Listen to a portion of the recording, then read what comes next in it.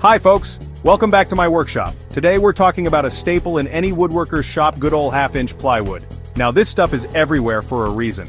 It's strong, versatile, and you can use it for just about anything from building cabinets to sheathing walls. But there's more to plywood than meets the eye. You see, it's not just a single sheet of wood. It's made by layering thin sheets of veneer, each stacked with the grain running in opposite directions. This cross-graining is what gives plywood its strength and prevents it from warping or cracking easily. Whether you're a seasoned pro or just starting with DIY projects, understanding how to work with plywood correctly can make all the difference in the quality and longevity of your work. So, stick around, and let's dive into 5 common plywood mistakes and how to avoid them. Alright folks, let's talk about grain direction. Now this is crucial when working with plywood. See that grain running along the length of the sheet? That's your guide. You always want to support plywood with the grain running perpendicular to the supports. Think of it like a bridge. The supports run across the river, and the bridge deck runs along the length. Same principle here. Properly supporting the grain prevents sagging and keeps your project nice and strong. Take your time, look at the grain, and plan your cuts accordingly. Trust me, a little attention to detail here will save you headaches down the road. Now let's talk about choosing the right plywood thickness. You wouldn't use a toothpick to build a house, right? Same goes for plywood. If you're building a sturdy workbench, you'll want a thicker sheet, maybe 3/4 inch or even 1 inch. But for a lightweight drawer bottom, 1/2 inch might be perfect. Think about the weight your project needs to support and choose accordingly. Using plywood that's too thin can lead to sagging, flexing, and even a complete project failure. Now let's talk about cutting plywood. This is where having the right saw for the job is key. Now, a circular saw is great for rough cuts. But for those nice, clean, straight lines, you can't beat a table saw. If you're working on curved cuts, a jigsaw is your best friend. It gives you that maneuverability and control you need for intricate designs. Remember folks, a dull blade is a dangerous blade. Always use sharp blades and take your time to get those cuts just right. Now when you're cutting plywood, support is key. I like to use a pair of sturdy sawhorses, but a workbench works just as well. The important thing is to have that plywood fully supported before you make a cut. If you don't, you risk the plywood sagging or even breaking, which can be dangerous. Plus, it'll mess up your cut. Take a few extra seconds to set up your work area properly. It'll save you time and frustration in the long run. Now, once you've made your cuts, it's time to smooth things out.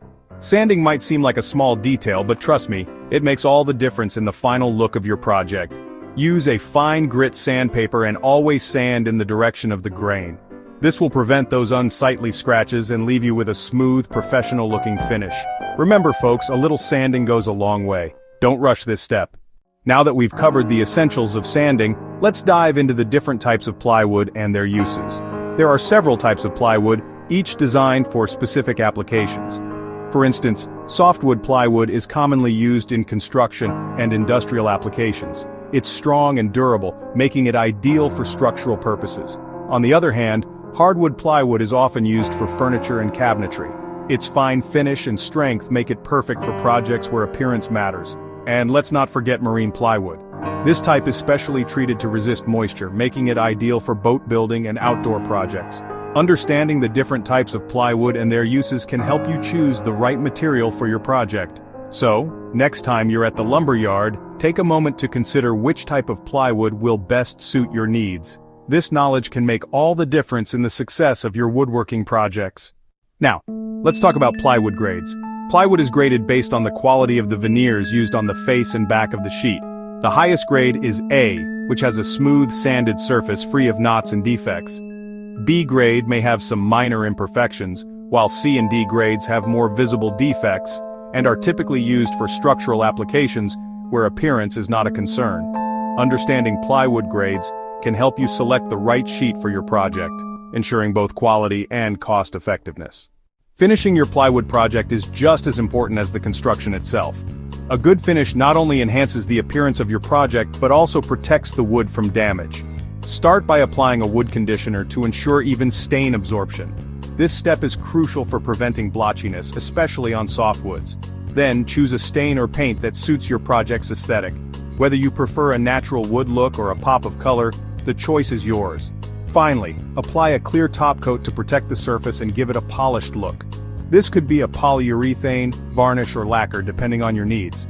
Remember, proper finishing can make a huge difference in the durability and appearance of your plywood project. Take your time with this step, and you'll be rewarded with a beautiful, long-lasting result. Proper storage and handling of plywood are crucial to maintaining its quality. Store plywood sheets flat and off the ground to prevent warping. If you need to store them vertically, make sure they are fully supported to avoid bending. When handling plywood, be mindful of the edges, as they can be prone to splintering. Using gloves can help protect your hands and the plywood. By taking these precautions, you can ensure that your plywood remains in good condition until you're ready to use it. Looking for some inspiration for your next plywood project? Here are a few ideas to get you started. How about building a custom bookshelf to showcase your favorite reads? Or maybe a stylish coffee table to add a touch of elegance to your living room. You could also create a set of sturdy storage bins to keep your workshop organized. The possibilities are endless with plywood, so grab your tools and get creative. Maintaining your plywood projects is essential to ensure their longevity. Regularly inspect your projects for any signs of damage or wear. If you notice any scratches or dents, sand them down and apply a fresh coat of finish. Keep your plywood projects clean by dusting them regularly and wiping them down with a damp cloth. Avoid exposing plywood to excessive moisture, as this can cause warping and delamination. With proper care, your plywood projects can last for years to come. Safety should always be a top priority when working with plywood. Always wear safety goggles and a dust mask to protect yourself from sawdust and debris.